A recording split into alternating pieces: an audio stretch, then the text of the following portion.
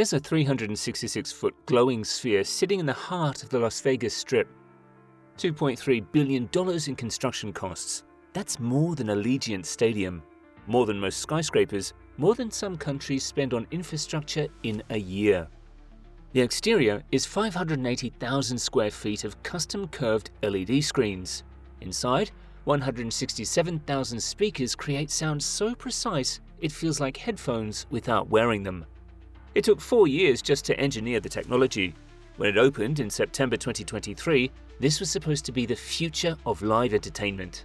But here's what they discovered. Building the most technologically advanced venue on Earth and making it profitable are two completely different problems. The revenue model doesn't work. The construction costs spiraled, and fundamental design problems emerged that no one caught until opening night. So what went wrong? When you build something this ambitious, where do the cracks appear first? In the engineering, the economics, or somewhere no one thought to look? Let's find out. To understand what happened, you first have to look at what they built.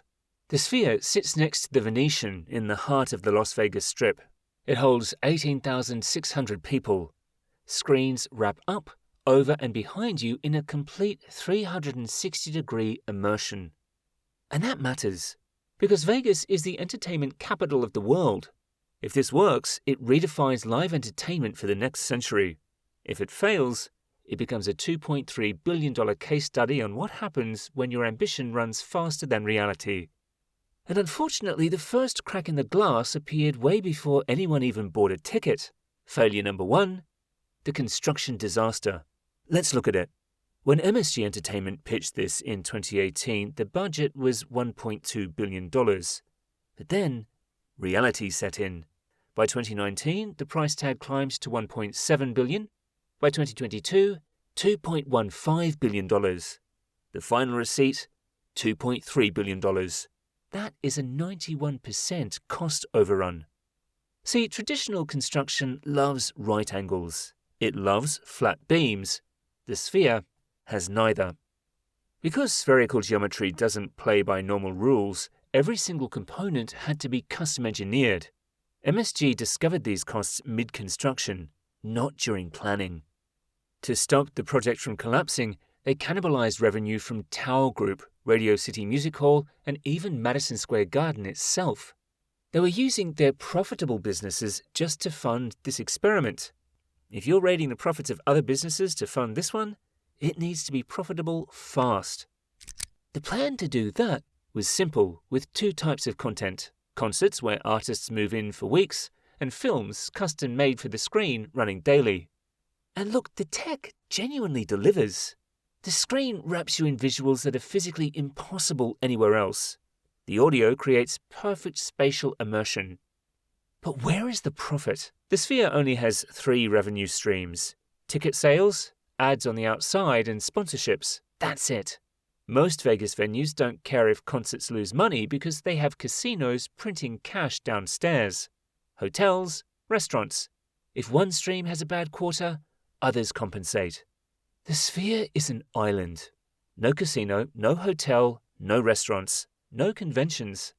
It's betting everything on selling tickets.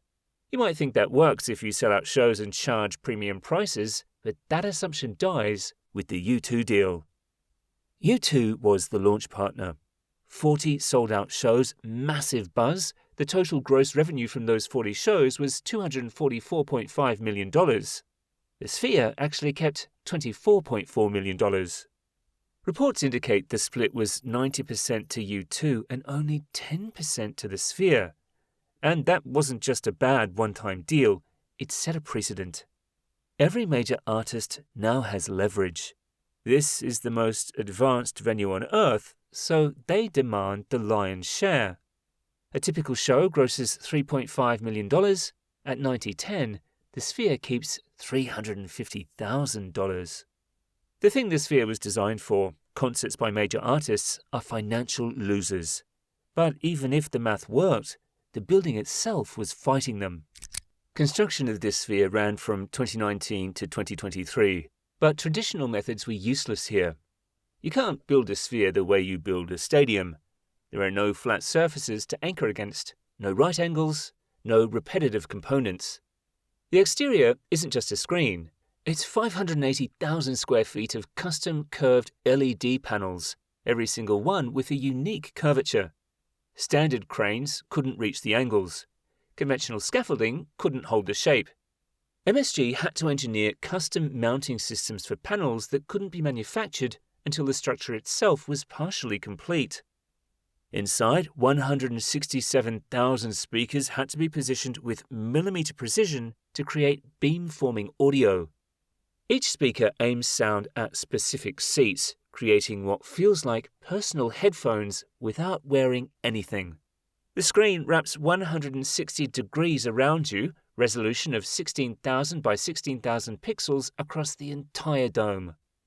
This level of precision across a curved surface had never been attempted at this scale, and that complexity showed up immediately in the budget. It's impressive. Walk into a Wizard of Oz showing and the tornado spins around you. During U2, audiences felt like they were floating in space. But then you sit down and you realize something is wrong, which leads us to failure number 3, the design flaw. It turns out approximately 800 premium seats per show physically cannot see the screen properly. Section 100, rows 24 through 37, and parts of Section 200. Because the upper decks hang low to fit everyone inside the sphere, they cut off the top of the screen for people sitting below. And these were VIP packages selling for $2,600 to $4,200, sold without disclosing obstructed views. Customers started revolting immediately. Class action lawsuits were threatened. The Sphere's response? They quietly started offering refunds and relocations, which is basically a public admission that the product was broken. Think about what that means. The entire promise of the Sphere is total immersion. If you can't see the screen, the experience collapses. You're sitting in a very expensive dark room listening to music you could hear better on headphones. And there's an additional problem: vertigo. The steep viewing angles and spinning visuals during rapid movement make people physically ill. So now you have a product failure at a $1,500 price point. But even if they fixed the obstructed views, and even if they solved the motion sickness, they would still be facing the next disaster. Now let's assume they fixed the seats and vertigo. They still run headfirst into the content gap. Every show requires months of custom 3D content production. You can't just book an artist, shoot their concert, and project it. The screens aren't flat. The format isn't standard. Artists need specialized teams spending months creating content specifically for this venue. That means long lead times. It means you can't book acts on short notice the way traditional venues do. Which brings us to the fourth failure: limited concert bookings. They managed about 70 concerts in 2024. The target for 2025 was over 100. But 100 concerts still leaves 265 nights needing content. Films can fill those gaps, but each one takes months to produce. There's no quick pivot when bookings fall through. That makes revenue unpredictable. Costs, meanwhile, run 24/7. Every experienced Vegas operator knows you can't survive on ticket sales alone. But MSG tried anyway. And if you follow the news, you might think it's working. MSG's recent quarterly reports show adjusted operating income that looks impressive. Quarter 1 2025, $13.1 million profit. Quarter 2 2025, $24.9 million profit. It looks like the Sphere is finally making money. But here's the fifth failure. Those aren't the real numbers. The actual GAAP losses tell a completely different story. In Quarter 1 2025, the Sphere didn't make $13 million. It lost $93.8 million. In Quarter 2, it lost $83.4 million. In Quarter 3, another $84.4 million was gone. They're still bleeding $80 to $95 million every single quarter. So what is the difference? What exactly is this income adjusting? Well, it excludes employee compensation costs, depreciation, and debt servicing costs. Essentially, they're taking major bills off the main scoreboard to create profitable-looking numbers. Now, to be fair, this isn't technically dishonest. Companies do this all the time to show operational performance. But let's be real, it obscures the truth. The sphere has lost $570 million since its opening. Now the question is, can all these disasters be saved? Believe it or not, yes. There is a redemption story happening, just not the one MSG imagined. The sphere is pivoting hard toward films because the math is simple. Concerts generate 10% revenue after artist splits. Films generate 100%. The proof is The Wizard of Oz. This was custom filmed specifically for the sphere's format. It launched and immediately became a phenomenon. By January 20th, 2026, it had sold over 2 million tickets, generating more than $260 million in revenue. And all of that is high-margin revenue flowing directly to the sphere. No rock star takes a 90% cut. Compare that to U2, $24.4 million from 40 sold-out shows. One film generated $260 million, more than 10 times the revenue, running continuously without artist negotiations. Films are now the entire strategy because concerts can't pay the bills. But can that strategy work long-term? Let's look at the break-even math. In Q3 2025, the sphere made $174.1 million. Annualized, that's nearly $700 million a year. On an adjusted basis, it's already working. The sphere segment posted $17.1 million in operating profit that quarter. So, yes, the business is now making money. But the building is still crushing it. That $2.3 billion price tag creates about $84 million a quarter in depreciation. When that's factored in, the quarterly loss remains substantial. The momentum, though, is real.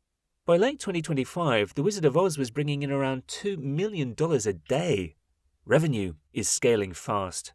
That's why analysts now project over $500 million in gross profit in 2026 and full GAAP profitability, including depreciation, around 2027. But that projection is built on three massive assumptions: Wizard-level demand year-round, better artist splits than U2, and 365-day utilization despite production gaps. That requires flawless execution of a strategy they've struggled with for 2 years. One film flop or weak quarter, and losses continue. The broader industry lesson is clear. Immersive venues cannot survive on spectacle alone. They need either integrated revenue streams like casinos, or a content model that doesn't trap them in bad negotiations. The sphere is proving the latter. Success determines if this becomes a template or a cautionary tale. The sphere proves one truth: spectacular engineering is worthless if the economics don't work. MSG built one of the most technologically advanced venues in the world without proving the business model first. 91% cost overruns. Revenue splits making concerts unprofitable. Premium seats with obstructed views, empty most nights. Accounting obscuring $570 million in losses.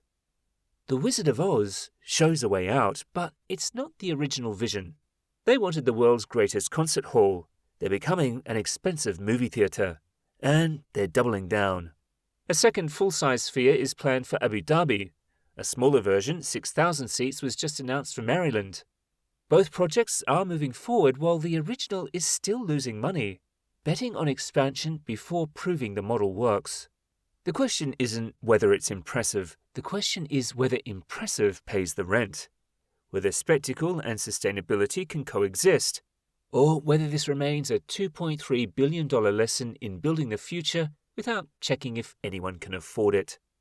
So what do you think? Can the sphere turn this around just by showing movies? Or is the financial damage already done? Leave your thoughts in the comments below. Thank you for watching, and make sure to share, like, and subscribe for more Mega Build stories.